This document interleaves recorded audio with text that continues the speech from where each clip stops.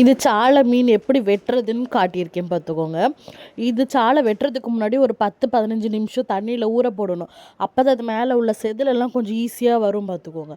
அப்படியே அந்த செதில் வந்தோடனே சாலையை எடுத்து 2 பக்கமும் செதில் கத்திரிக்கோலாலேயே இது பண்ணிவிட்டு தலையை வெட்டிட்டு அந்த வயிற்று பக்கம் லைட்டாக கீறணும், லைட்டாக வெட்டணும் பார்த்துக்கோங்க.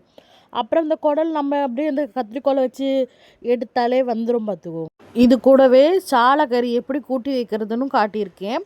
முதல்ல இந்த மீனை வெட்டிட்டு 4-5 தண்ணியில் நல்லா மீனை கழுவிட்டு நான் மண்சட்டியில் தான் குழம்பு வைப்பேன் எப்போவுமே. அதே மாதிரி இந்த மண்சட்டியில் போட்டுட்டேன் பார்த்துக்கோங்க. இந்த சாலக்கறி கூட்டி வைக்கிறதுக்கு நான் 2 தக்காளி எடுத்திருக்கேன். 2 தக்காளி முதல்ல பொடுசாக வெட்டி போட்டுக்கணும். பொடுசாகவும் போடலாம், அப்படியும் போடலாம். அப்படியே சும்மா கையில் பிசைஞ்சு விட்டாப்லேயும் போடலாம், அது இன்னும் டேஸ்ட்டாக இருக்கும். அப்புறம் இன்னும் இந்த தக்காளியை மட்டும் வெட்டி போட்டுட்டு அதுக்கப்புறம் புளி இதுக்கு முன்னாடியே எடுத்து ஊற வச்சுருப்பேன் பார்த்துக்கோங்க. அந்த புளியவும் இது கூட சேர்த்துக்கணும். புளியை நல்லா கரைச்சி இதில் கூட ஊற்றணும். 2 பச்சை மிளகாவும் இது கூட கீரி போடணும். நான் பச்சை மிளகா போடுறோம் பார்த்திங்களா, 2 பச்சை மிளகாவும் கீரி போட்டுட்டு இந்த புளி தண்ணியை ஊற்றணும் பார்த்துக்கோங்க. 3 பச்சை மிளகா போடுறேன், நானே வீடியோவில் தான் பார்க்குறேன் பார்த்துக்கோங்க. இப்போ இந்த புளியை நல்லா கரைச்சி இது கூட ஊற்றிக்கணும். இப்போ இந்த புளியை இந்த மீன் குழம்புல நம்ம ஊற்றணும். இந்த மீன் குழம்புல புளியை ஊற்றுனதுக்கப்புறம் நான் பவர் கட்டு பார்த்துக்கோங்க அன்றைக்கி. அதனால தான் வீடியோ கூட நான் நடு வீட்டில் வச்சு எடுக்கிறேன். அதாவது ஆளில் வச்சு எடுக்கிறேன் பார்த்துக்கோங்க. கிச்சனில் இருட்டாக இருக்குமா, அதனால் எடுக்கலை. நான் காலையில் கரண்ட்டு போகிறதுக்கு முன்னாடியே எழும்பி இந்த தேங்காய் மசாலா அரைச்சி வச்சேன். இதில் என்னென்னா ஒரு 15 சின்ன உள்ளி, தேங்காய், வீட்டில் குழம்பு தூள் மசாலா தூள் அரைப்போம் தெரியுமா, நான் வீட்டில் அரைச்ச குழம்பு தூள் தான், அதையும் போட்டு நல்லா நைஸாக மையாக அரைச்சிக்கணும் பார்த்துக்கோங்க.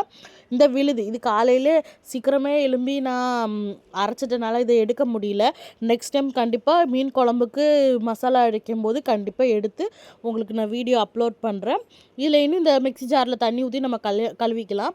இதில் ஒன்றும் இல்லை, சின்ன உள்ளி, தேங்காய், மீன் குழம்பு மசாலா வீட்டில் நம்ம அரைப்போம்ல, வத்தல் மல்லி எல்லாம் போட்டு வீட்டுக்கு குழம்பு எல்லா குழம்புக்கும் அரைச்சப்போம்ல, அந்த மசாலா தான். இதை போட்டு நைஸாக அரைச்சி இந்த மீன் குழம்பை கூட்டி வைக்கணும். இன்னும் கொஞ்சம் நமக்கு தேவையான அளவு இதில் தண்ணி ஊற்றிக்கணும். கொஞ்சம் திக்காக இருக்குது பார்த்தீங்களா, கொஞ்சம் தண்ணி ஊற்றி அழகாக கை போட்டு நல்லா கிண்டிக்கணும்.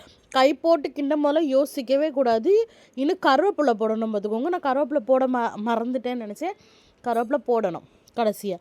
இனி இதை அப்படியே கொண்டு போய் அடுப்பில் வைக்கணும். அடுப்பில் வச்சு இதில் கொஞ்சம் உப்பு போடணும்.